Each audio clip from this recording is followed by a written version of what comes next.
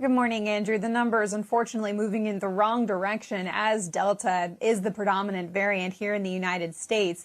Nationally, cases are up about 30% week over week, according to the latest CDC data. Just under 18,000 now being recorded each day in the U.S. Of course, that is way fewer than we saw at the peak of this, but it's going in the wrong direction. Hospital admissions now are also rising, up 15% week over week to more than 2,000 a day.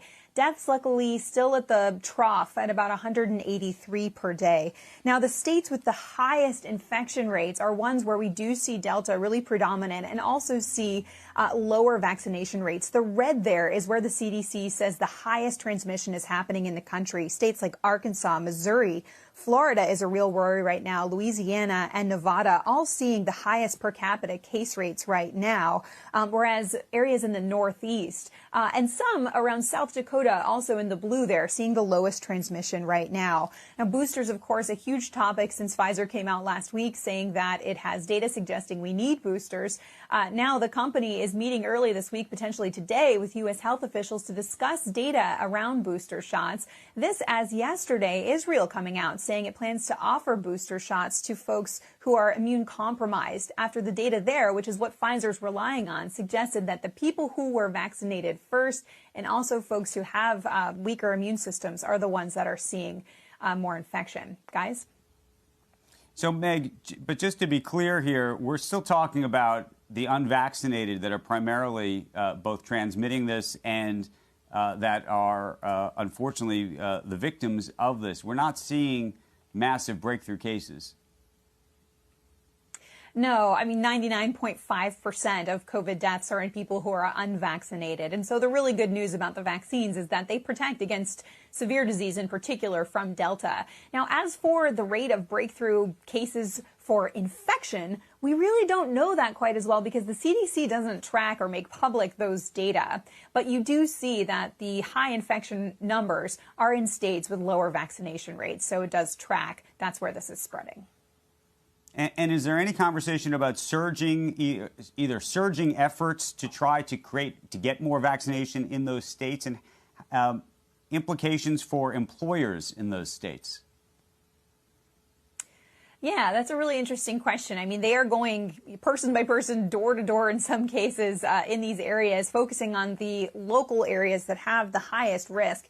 Trying to get folks to get their first vaccines. That's why there was such an uproar about this talk about boosters, because there is still such a focus on getting people just to get vaccinated in the first place. You know, the question about employers, they're trying to involve them as well, because they find the more convenient you can make these shots for people, the easier it will be for them to get them, obviously. And then the question, of course, of full approval comes into play, because a lot of employers are squeamish about requiring vaccinations of an emergency use authorized vaccine that's not fully approved, even though folks like Dr. Fauci make the argument there's very little difference there in terms of the amount of data we have. I know we got to run, but in terms of schedule timeline for a full approval, if one is to come, what do you think the earliest we could expect for that to be? You know, we really don't know, Andrew. Analysts were thinking that they would come this summer potentially, but we just haven't heard any.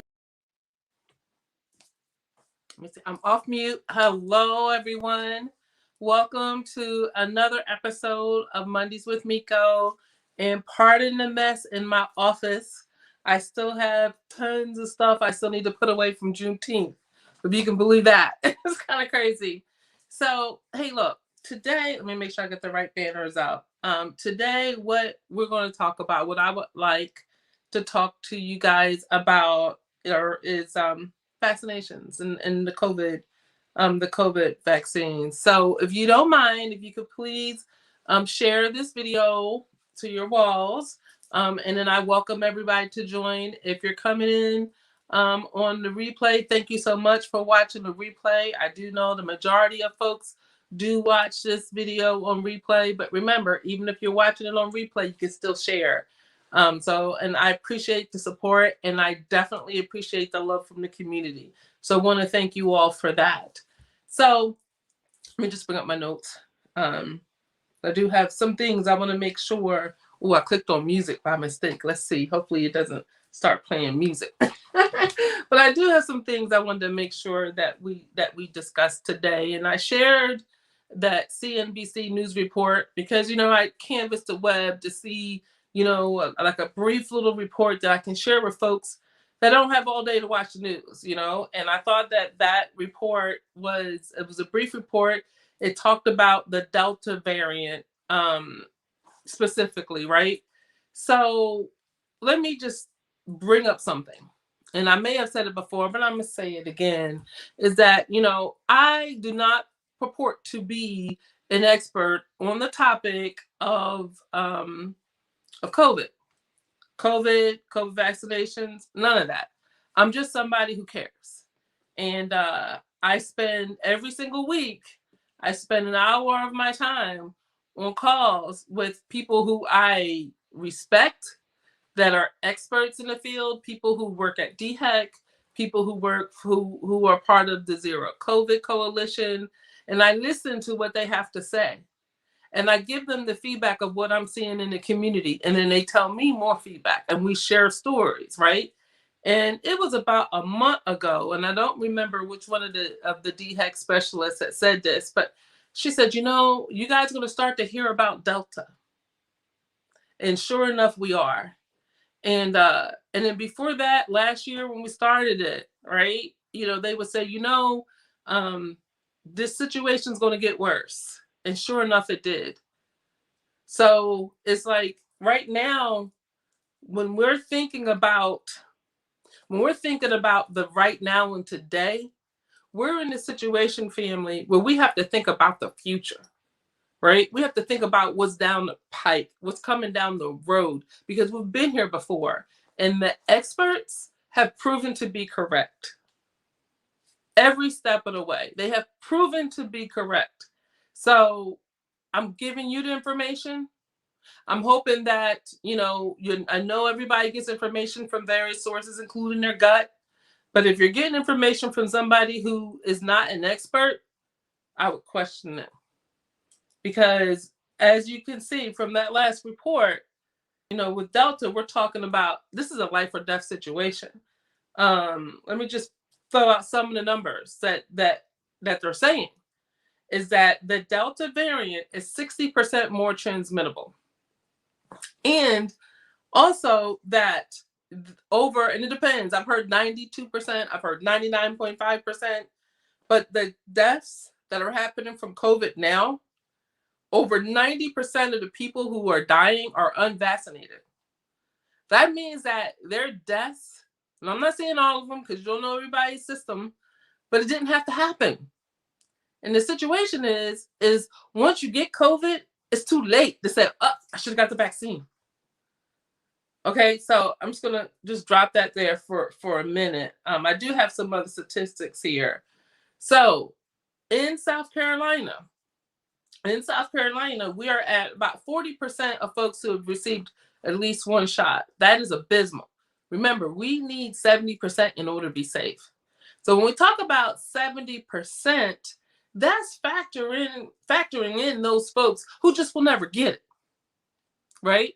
Vaccines is nothing new. So, smallpox, MMR, you name them. We can keep going down the road. The scientists don't expect that every single person will get it. And you know what? I'm going to try to share that chart.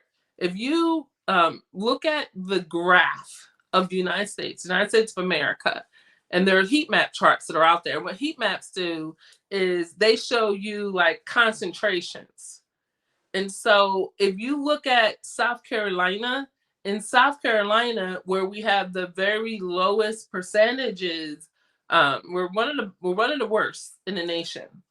One of the worst in the nation in terms of vaccinations.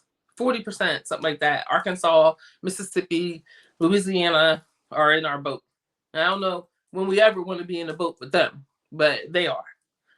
So here's the thing. You got 40% of folks that are vaccinated. That means 60% are not. That means it's an issue because we have Delta coming through. We have Myrtle Beach. We've got Hilton Head where people are coming to visit us from all over the country. Matter of fact, a friend of mine, my sister-in-law called me. She knows I'm a travel agent, and she says, "Hey, I need to get a room for me and my girls at Myrtle Beach the week of July 31st." I called her back. I said, "Hun, the cheapest room is $600 a night. That means it's sold out. The whole beach sold out." These people are coming, and they're bringing Delta with them, and we're not protected against it. So I'm out here, I've been begging everybody to please get vaccinated. And it's because once it arrives in Marion County, it's too late. Once our hospitals are overrun with people that need treatment, it's too late. So let me just give you the information, right? So let's talk about this whole thing with the governor, and I'm gonna get there in a second. I'm gonna get to the boosters in a second. And I know folks don't like to talk about COVID. You don't like to talk about the vaccines for whatever reason it is. But the fact is we have to be safe. We have to protect our citizens, right? And so in the North,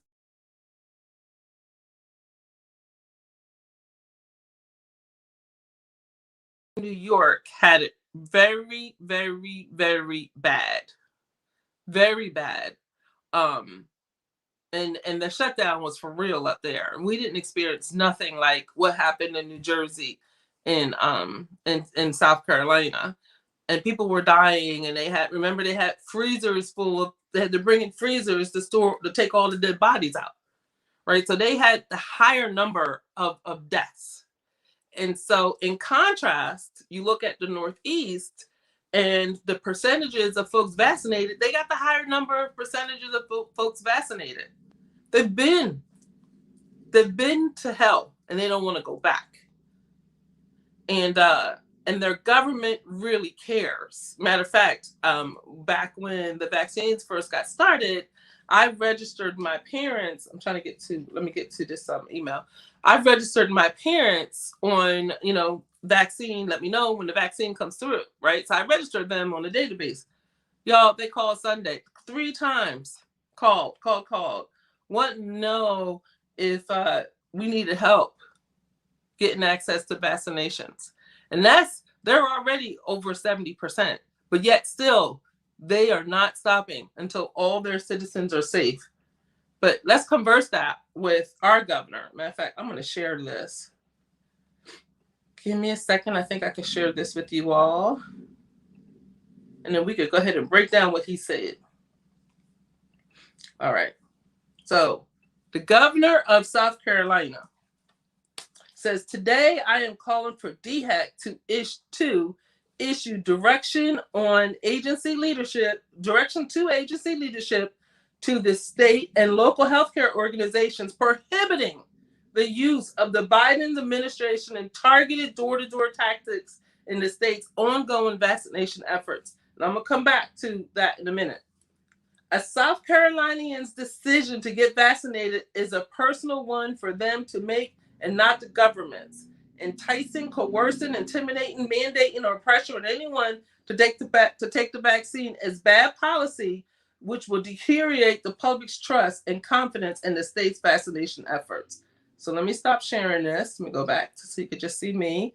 And I'm going to keep looking at it because we're going to break this down together. We're going to break this thing down. Okay, so first of all, I disagree with him. Completely disagree with him. Let's say why, right? So he says that he is prohibiting, what was he say?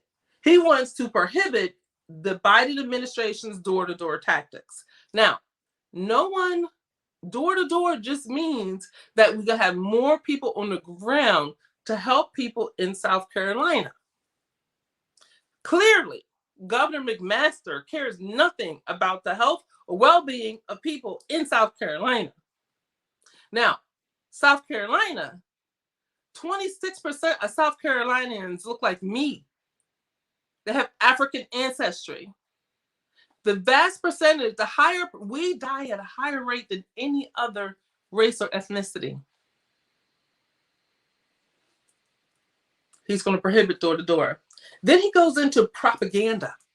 And what propaganda is straight lies, right? He says enticing, we're going to talk about enticing, coercing, intimidating, mandating, or pressuring anyone to take the vaccine is bad policy.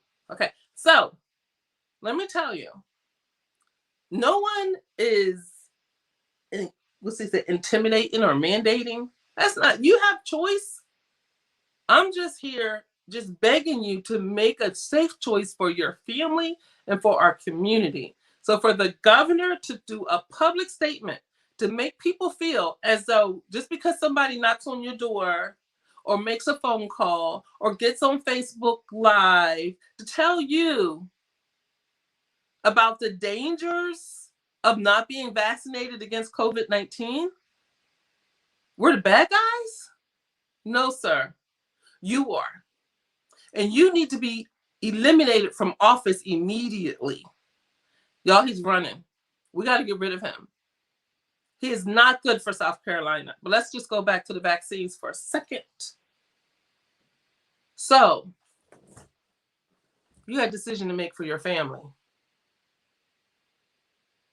You get the vaccine, there's side effects. You're worried about side effects. You're worried about, and you know what? There are side effects.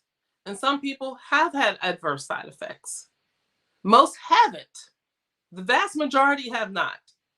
So let's say you take a Tylenol. There's side effects. Take Motrin. There's side effects. All these medicines and medical protocols, there are side effects. But the good thing about the COVID-19 vaccine is that if you have the side effects, you live. Over 90%. Now, folks, I've heard quotes from experts that say 99.5. I'm going to just go with 90%. 90% of the people who are hospitalized today, recent transmissions from COVID-19, are not vaccinated. Oh, and my daughter, she just commented, and I would love to hear your comments. She says she got vaccinated to protect her grandparents' heart sign. Love you, Mia. That's it. You got to do this to protect your family, to protect yourselves, because it's too late once you get it. And remember, this Delta, y'all, last year we didn't have Delta. We had COVID. COVID spread. People were scared. Hospitals filled up. Now there is a variant out there that is 60% more transmittable. And once you get it, it's too late. So the information's out there. Please, I am literally begging you to do the research. I mean, you want to live or not. So let's talk about what we're doing. And our governor may call this coercion. But what we're doing is, and I don't call it that. I call it that. What we're doing with the We Care Coalition, and I wish I had a flyer so I can tell you all the nonprofits that are involved with the We Care Coalition. It's Pick 42 Foundation. It's a Marion County Long-Term Recovery. It's PASA. It's King's Court. It's MWIN Benevolence. Zero COVID. So Zero COVID SC. I'm gonna miss. I got like 2 people I'm missing, and I'm so sorry. PD Community Action Agency, and I'm missing somebody else. I apologize. We have all come together to plan. We do monthly clinics, and we actually have a bonus clinic that's going to happen on Wednesday. We have Pfizer. We had to wait for our Pfizer vaccinations to come in. So the Pfizer vaccinations, we're working with MUSC. I just got word that they're going to be able to help us and will be able to help us to do the vaccination clinics on Wednesday. Okay, so all 10 of these nonprofits, we meet We discuss, we strategize, we share responsibilities. Because if Pick 42 Foundation did it alone, we couldn't pull it off. It's too big of a job. So we got all these nonprofits that are working. And then we have donors that have donated money to us in support of these vaccination clinics. And with the money that they have given us, we have purchased gift cards. So I feel like, you're coming out at your time, that $20 is just a little token. So you can get a $20 gift card from Walmart, from Piggly Wiggly, or from Food Lion. We're not buying your life, even though I would gladly pay $20 for it, but that's not what we're doing because it's still your decision to make. If you come to our vaccination clinic, it's going to be this Wednesday at the Mac T. Hines Health and Enrichment Center, which is adjacent to St. Paul Baptist Church. You come this Wednesday, you get your first or second shot, and you leave with a $20 gift card. I think that's incentive. When I was not coercion, when I was in Philly, the city of Philadelphia, they have a lottery. So once you get your vaccination, then your name goes into the lottery. And y'all, if y'all from Philly, if y'all own the Philadelphia News,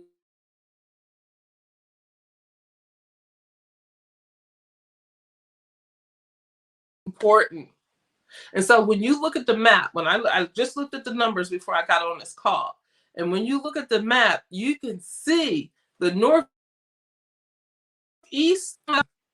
they have it, but not to the extent that we have it in the east. And why is it? Their families are protected. Our families in the state of South Carolina, in the county of Marion, in the city of Mullins, and my address right here deserve to be protected too. So one government receives all of our taxes. The nerve of McMaster to put families at risk with lies and propaganda. If I was governor, I would personally go door to door to make sure that my community could survive this disaster. He does the opposite. So let me see, make sure I covered everything, guys. I know I get kind of passionate about this, but I really, really, really thank you, Diane. I'm not sure, Diane, what you were referring to, but yeah, thank you so much. But look, guys, I've heard so many stories. People tell me every day, right? So you're living life and you're talking to folks. I get them every single day. Let's see, there's no way. I'm going to go ahead and post Selena's text there. But let me just tell you some of the stories, and then we'll read Selena's comment. Family members in the hospital for months, struggling, suffering on ventilators, coming out of COVID with severe kidney disease, long-term side effects. People have lost very dear members of their families. I talked to somebody on Saturday, told me they lost 2 members of their family to COVID. Totally unexpected. When the people are gone, it's too late. We love our family. And I shared with you all last week my personal story. I have a very close family member who's refusing to be vaccinated, won't tell me why. Just won't do it. So I'm not going to sit here and ask you to tell your families and bring your families out and be a hypocrite and not do the same. So this very close personal family member that I have, basically, we don't have much to say to each other. Because the last call I want to get is that family member has COVID. Because I was complicit and said, okay, you don't want to get it, you want to get it. No, it's not that. It's not that. This new strain is hurting our young people. Our young people. Because they're the main ones that aren't protected. Let's see what Selena has to say. Girl, I can't find my glasses, but she says she got it when they started giving the vaccine, and then she got her parents vaccinated. They were done on February 4th. Her parents are elderly in the 80s. She works in a hospital. Oh, yeah. No way was she going to take a chance with the life of her family. We have to think about people, especially people of color. You are so right, Selena. We absolutely have to think about people of color. So let's talk about the booster, because that booster has come up in our weekly meetings as well. And the booster, I don't know why Pfizer came out and said, oh, everybody's got to get a third shot. Y'all, we may. I'm not saying that we don't, because they have told me over a month ago that, a booster is a possibility. And that is over time, your antibodies wane, they decrease. Okay. So, but not right now. But people who have transplants, extremely compromised immune system, and maybe we're one of the first to get it, like last year or January, and they're coming up for 6 or 7 months since they've been fully vaccinated. Yeah, the medical professionals are looking at that to make sure that they're not exposed. And so the We Care partners and our We Care clinics, we are in it for the long haul. We have to raise money for every single clinic that we do, and we will continue to do that. We are here in the community because we care. We start off every single one of our clinics in prayer. We start and end every single one of our meetings in prayer. We do it because we care.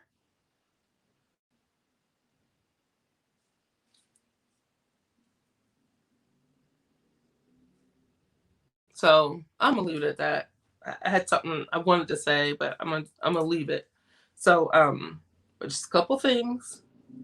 Now's the time. The We Care Clinic can now vaccinate people ages 12 and up. So on Wednesday, if you have anybody in your house that's 12, 13, 14, 15, 16, 17, please send them out. They will all get, but as a matter of fact, they all get gift cards.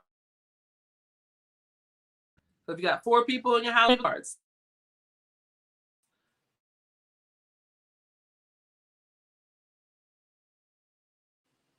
Okay, I'm back. All right, so Wednesday, we'll be at Mac T. Hines Health and Enrichment Center right next to St.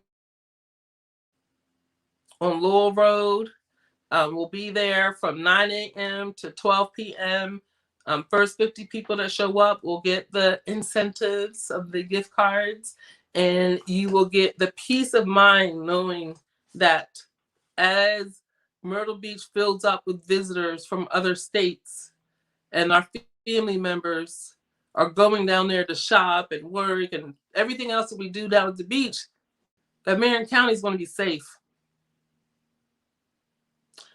So with that, I hope that to see you, if you're not vaccinated, or your family members and friends on Wednesday at the vaccination clinic.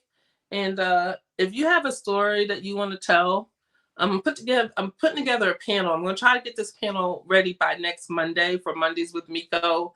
But I would love for the panel to include people that have a personal story to tell. So if you have a personal story to tell about maybe you overcome COVID, or a family member dealing with a family member, or somebody that you lost, or whatever your COVID story is, reach out to me on Messenger or contact me. And I'd love to see if we can get you on next Monday with the rest of the panel. I'm trying to get some experts just to continue to provide the information to the community.